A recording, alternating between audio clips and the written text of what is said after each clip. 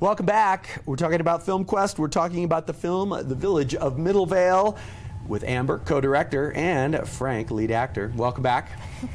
So let's talk about the story, and you alluded to kind of historical accuracy or you kind of utilizing the mockumentary format as a way that you can make a story work without having to have a lot of logistical stuff. Talk about that decision and about then how you write the story or how you stage the story that you've already written. Yeah, our story process was pretty interesting because it was very improv based. Like, we came up with the characters and the premise, and we did a lot of rehearsals and really had the characters just improv and see what happens. Yeah, we definitely get like outlines of scenes, and we'd all kind of talk about where we want the story to go, and we'd get like suggested lines, and then we throw the script out, and then we'd kind of make stuff up, and then we come back to it. And so we kind of mix and match what was written and then what was improvised. Yeah. Like on a day-to-day basis.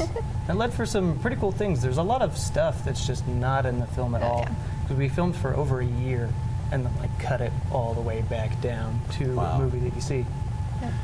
And that's always an interesting comparison and contrast of rehearsing, which of course some directors or productions don't allow for rehearsal because it's show up, read the script, know your lines, shoot, and also, and you kind of led me in the direction of my question by saying you shot for a year because having that amount of performance freedom, especially with improv, where you go places you probably never thought that you would get to.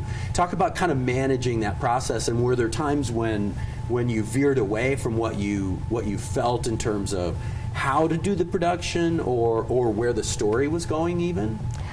Yeah, it definitely took us a while to really like kind of figure out the arc, because we would do scenes and then sometimes things happened differently than we expected, or we liked things or didn't like things, and so like I don't know, we ended up having a battle which was kind of helped our arc, and then after the battle things just start getting worse and worse in the village, and to the point of where, you know, they obviously shouldn't be living out in the woods anymore. Right. Things are going off the rails. Yeah, you can see some of that in the trailer for sure. Yeah, I think it alludes to it pretty effectively. Now, Frank, do you have extensive background in improv? Was this a new process for you? Are you more of a classical actor? I've been doing improv. That's actually how I got into acting when I was like in middle school or something. I kind of saw the curriculum for drama class, and I'd done sports and was horrible at every single one of them my entire life. And we had 1 week of improv, and after that I was like, oh my God, I have to do this as much as I can. So I just came back and back and back, and ever since then I've just been improvising for well over a decade now. Yeah. So Ideally suited. Yeah. So I was definitely used as one of the people to kind of bring in some of the people who are newer to improv. Some people, this is their first time doing improv, and they have amazing performances. And so I was kind of used to usher in some of them and build up their confidence a lot. Sure. And I'm always curious. I've taken a couple of classes and felt the terror of what improv is. Yeah.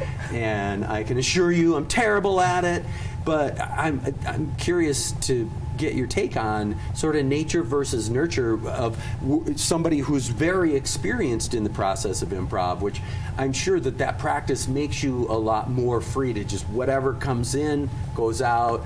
But what's it like to work with as a director and as a performer with folks who don't have that kind of performance? Did you have novice improvers who had moments where they kind of got stuck or got caught up at all? I think more so at the beginning than later on. It was, I don't know when it was, but I have another friend, Paul, who's in this and who I brought in because he brought me into his improv troupe in college. And yeah, we kind of like started bantering off each other, and people kind of clicked after a moment. Oh, this is what we do. And after that, people who had never done it before really loosened up and came up with some really great stuff. Yeah. And I suppose that being in the environment where there are people who are sort of leading with vulnerability, you get the idea that that's the thing, is to just kind of be free.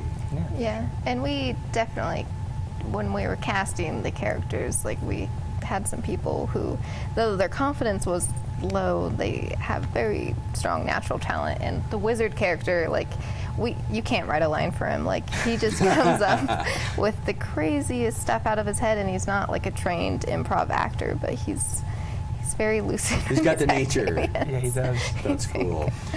Let's take a quick break, and I want to talk a little bit about your festival experience so far, and as we were talking about during the break, what the next year or so of your lives are going to be like selling this film. Awesome.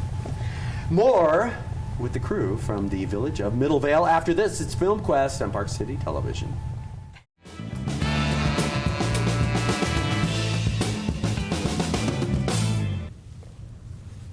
Welcome back, chatting with Amber and Frank from the film The Village of Middlevale that is screening and having its premiere tomorrow night at the Film Quest Festival. We'll get the details on that in just a moment. Welcome back, you guys. So, as you can tell, I'm kind of fixated on the improv thing, and you mentioned that mockumentary was kind of a great tool with which to achieve a film out of just letting the camera run. Talk about how you take all of that stuff and edit. Yes, editing, we edited for about a year, and it was a very long process. We had just hours of footage, and it was very long, and it was also kind of like structuring the story because we could really move scenes around and like interlace the interviews where we wanted it to. So it was a lot of like figuring out what the story is, what the scenes we wanted, how to make it all work.